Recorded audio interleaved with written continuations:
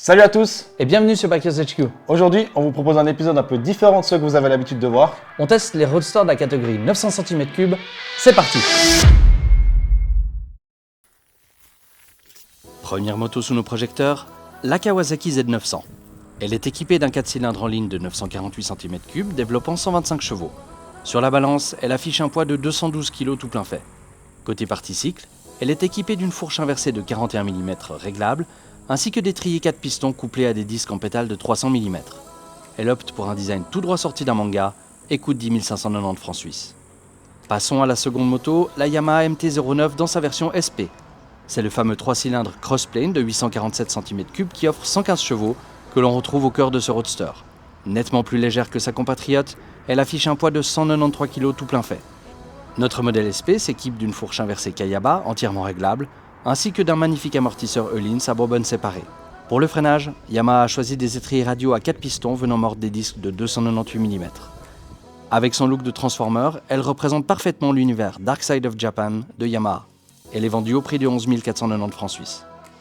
Dernière bécane et unique européenne de notre test, la KTM Duke 890R embarque quant à elle un bicylindre en ligne de 890 cm3 produisant 121 chevaux.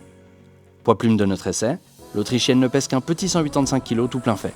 Pour amortir sa Duke, KTM pioche dans le catalogue de sa propre marque WP avec des amortisseurs Apex réglables. Au niveau du freinage, elle ne fait pas dans la demi-mesure et s'équipe des tout derniers Brembo Stylema et de disques de 320 mm. C'est ce que l'on retrouve sur les meilleurs hypersportifs du marché. Avec ses lignes très affûtées et son optique à LED, elle reprend l'ADN de sa grande sœur, la 1290 Super Duke R. Comptez 12 990 francs pour acquérir ce super scalpel. Allez, en salle pour tester tout ça.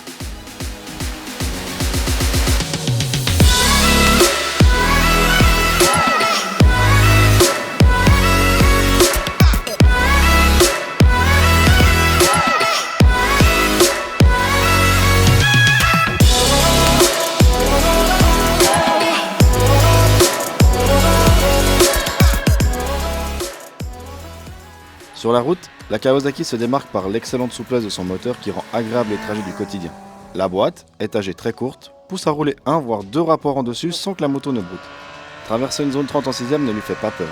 Par contre, avec ce style de conduite, ne vous attendez pas à avoir une reprise phénoménale. Il faudra descendre plusieurs rapports pour retrouver un comportement un peu plus sportif. Malheureusement, le poids, les freins à fixation axiale ainsi que le manque de retour d'information du train avant de cette Z900 handicapent fortement la conduite sportive sur les routes sinueuses. Bien qu'elle affiche 10 chevaux de moins, la Yamaha offre un caractère moteur joueur et polyvalent.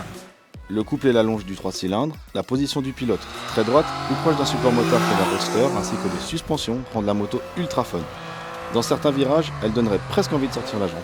Mais attention, ce côté fun est à double tranchant. En effet, à plus haute vitesse, la MT perd en stabilité dans les courbes et a tendance à guidonner sur l'autoroute à la moindre turbulence. Pour finir, la KTM impressionne par son gabarit.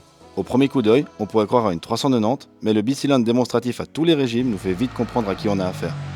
Souple et agréable en trajet urbain, il se montre rageur lorsqu'on taquine la poignée des gaz et a tendance à délaisser la roue avant à chaque accélération. Le poids réduit ainsi que la répartition parfaite des masses combinée à un châssis ultra rigide rendent cette moto extrêmement maniable et précise, ce qui en fait une véritable chasseuse de chrono.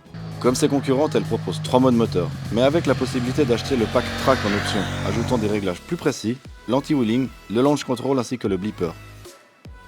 Voilà, on est de retour au studio et du coup, Dylan, on est d'accord. Ces motos, elles sont tellement différentes qu'on a décidé de finalement pas les opposer, mais plutôt de chercher quel est leur terrain de jeu favori et puis surtout les utilisateurs qui en profiteront le mieux.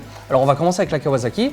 Qu'est-ce que tu penses comme cible? Bah écoute, franchement, comme on a discuté pas mal, c'est vrai que la Kawasaki, je pense que c'est une moto qui est vraiment bien pour une personne qui passe peut-être sur son premier gros cube, qui passe d'une bridée à une moto débridée, parce que c'est vrai que l'embrayage, il est facile, le moteur, il est souple, donc il n'y a pas de surprise avec cette moto. Et puis aussi, ce qu'on a trouvé qui est vraiment sympa, c'est le fait de pouvoir avoir des vitesses un peu plus hautes, parce que la moto, elle est vraiment souple en fait. Ça, même si tu te trompes en fait, qui était un ou deux rapports en dessus, jamais elle va brouter, jamais tu vas te retrouver à caler. Et ça, c'est vraiment impressionnant. Même en 6ème, on a vu, 30 km/h passant les petits villages, ça reprend. Donc ça, pour un débutant, c'est top. Par contre, après, pour la personne qui veut rouler un petit peu plus sportif, comme tu as dit, on a vite tendance avec cette moto à rouler un ou deux rapports en dessus. Ça pourrait faire que quand on a besoin de puissance, ça manque pas mal. Ça manque pas mal. C'est vrai que pour un utilisateur aguerri, c'est peut-être pas sur les trois la moto la plus adaptée. Non. On va passer à la deuxième, la Yamaha, MT-09. Là, on a quelque chose qui est déjà plus fun, qui est peut-être moins stable. Hein. La Kawa, elle est très très stable et tout. La MT-09, c'est un truc un peu moins stable, mais il y a un côté ultra fun. J'ai vraiment trouvé, on se marre tout le long. T'arrives dans un virage, premier truc, t'as envie de sortir le pied. Enfin, tu sais pas s'il faut l'utiliser comme un roadster ou comme un supermoto. Ouais. Et je pense que t'as eu un peu cette même impression avec. C'est vrai que ça se reproche assez quand même d'un supermoteur parce qu'on a une position vachement plus droite que sur la KTM ou sur la Kawa. Et puis, c'est une machine à wheeling. T'as tout le temps envie d'être en wheeling parce que c'est vrai qu'elle a les suspensions qui sont un petit peu plus molles que ces deux concurrentes. Et du coup, ça pourrait faire de toujours avoir envie de mettre la moto en wheeling parce que ça pompe un petit peu. Puis le 3 cylindres de chez Yamaha, il a de la pêche. Il a du caractère, ouais. Et ça, on l'a toujours dit, on l'a vu sur les autres moteurs. Alors, c'est vrai que sur le Niken, typiquement, il y a le poids, mais là, une fois qu'on a la MT-09 SP, c'est génial, quoi. Tu mets du gaz, ça veut tout le temps bouger. Enfin, c'est vraiment chouette. Ça, c'est une moto on a pris vraiment beaucoup de plaisir, en tout cas, à la rouler. Ouais. Et par contre, elle est peut-être un petit peu plus exigeante quand même, parce que justement, un débutant qui mettrait un coup de gaz un peu trop fort, elle a tendance un petit peu plus à... C'est vrai qu'elle est vachement plus nerveuse que la Kawa. Il faut aussi un petit peu plus jouer sur les vitesses aussi, parce que c'est vrai que c'est une moto où on s'amuse vraiment avec. Donc les vitesses, on monte, descend, c'est vraiment un peu comme une supermoto, c'est ça. Et puis c'est vrai que c'est un peu moins stable que la Kawa. Maintenant, le gros avantage sur l'autoroute. Ah oui. À un moment, tu m'as demandé, mais tu fais quoi? Parce qu'on a toujours les intercoms quand on roule ensemble. Et c'est vrai que moi, j'étais en train de rouler et il y avait un camion qui était sur le côté ou devant, je sais plus. Et j'étais comme ça et ça arrêtait pas. Et toi, tu me fais, mais tu fous quoi là? Tu fais exprès? Je dis non, c'est les perturbations, enfin l'air en fait qui faisait bouger la moto. Et c'est vrai que c'est assez impressionnant. C'est pas dérangeant, enfin c'est pas dangereux parce que la moto part pas n'importe comment. Non, mais ça faisait des vibrations et c'est vrai que c'est un petit peu particulier. Et ça, avec la Kawa, on l'a pas ressenti. C'est beaucoup. Elle est aussi un petit peu plus stable parce qu'elle est plus lourde. Mais du coup, elle est aussi un petit peu plus sur un rail. Donc moins pour un utilisateur tous les jours comme la Kawa, plutôt pour le fun, pour se faire plaisir. C'est plus fun, ouais. Je pense que vraiment, en tout cas, si on veut une utilisation hyper fun, la MT-09, c'est un truc qui est idéal. Maintenant, la KTM, j'ai un peu envie de dire que c'est un peu le couteau suisse des motos. C'est le couteau suisse, c'est ça, c'est la moto la plus complète des trois. Et on se retrouve avec une moto qui finalement, qui a un 2 cylindres, parce qu'il faut le rappeler, on avait un 4, un 3 et un 2 cylindres. Et on a un 2 cylindres qui étonnamment est vraiment souple pour la ville. On a quelque chose qui tape pas. Moi j'ai une 990 SMR qui, c'est un bout de bois, un V, voilà. Mais voilà, mais si tu te trompes d'une demi-vitesse, ça se coud dans tous les sens et elle te fait comprendre que t'es pas sur le bon rapport. La 890, elle est quand même beaucoup plus souple que ça. Et puis par contre, après il y a un caractère de V2 et là aussi, même si les suspensions sont plus rigides, qu'on a des excellentes suspensions sur cette moto, elle lève quand même régulièrement. C'est autant que la MT-09, c'est aussi une machine à wheeling. Mais moi, ce que j'ai vraiment trouvé vraiment beaucoup plus agréable par rapport à la MT-09, c'est que le train avant, il est quand même vachement plus précis et vachement plus stable en courbe. Même la moto aussi sur autoroute, elle est quand même vachement plus stable que la MT-09.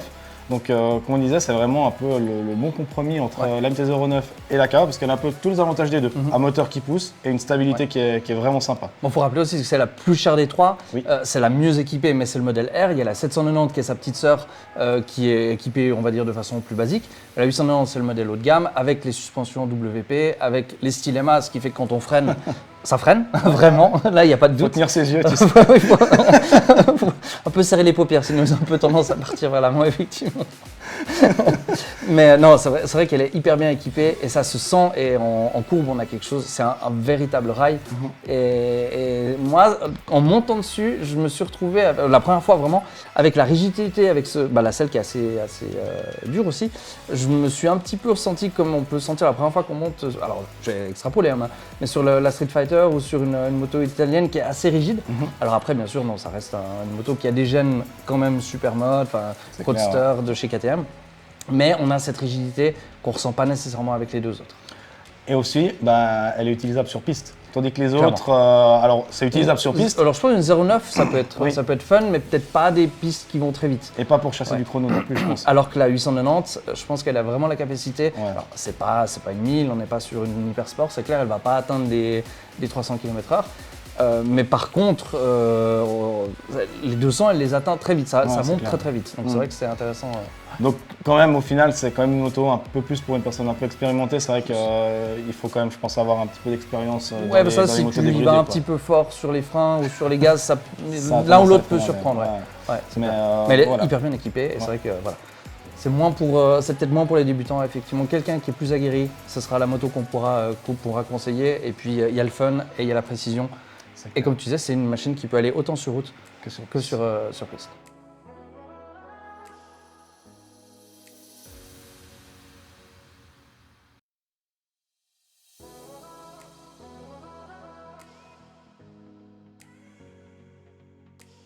Voilà, on arrive déjà au terme de cet épisode. On espère qu'il vous aura plu. Nous, on voulait encore remercier Kawasaki, Yamaha et KTM pour le prêt des motos. On se retrouve très vite pour un nouvel épisode. D'ici là, n'oubliez pas de vous abonner à la chaîne YouTube et d'activer les notifications. À tout bientôt. Ciao. Ciao.